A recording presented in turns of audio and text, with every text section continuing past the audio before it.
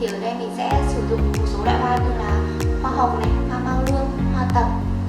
Đầu tiên thì mình sẽ bắt bông hoa mao lương trước nhé. Mọi người sẽ dùng nuôi hoa hồng vải nhé.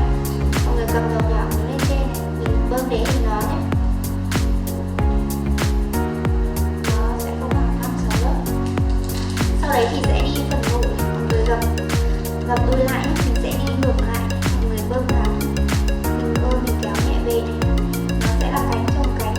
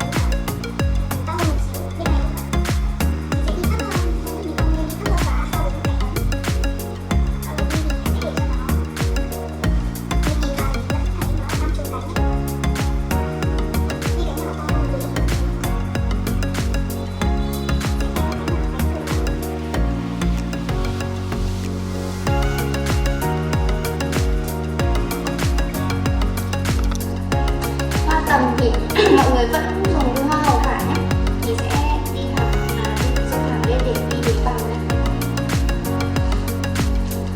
Mọi người đặt đuôi về trên, mình bơm nhẹ xoay rồi nhé, đi đến quá nửa cánh không bơm nữa, kéo nhẹ về tâm này.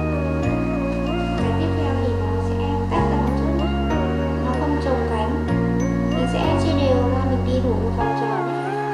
Nó sẽ có khoảng 5 cánh là đẹp nhất. Mọi người có thể đi 6 hoặc 4 cánh thì cũng được nhé. Tiếp theo mình đi thêm một lớp nữa nhé.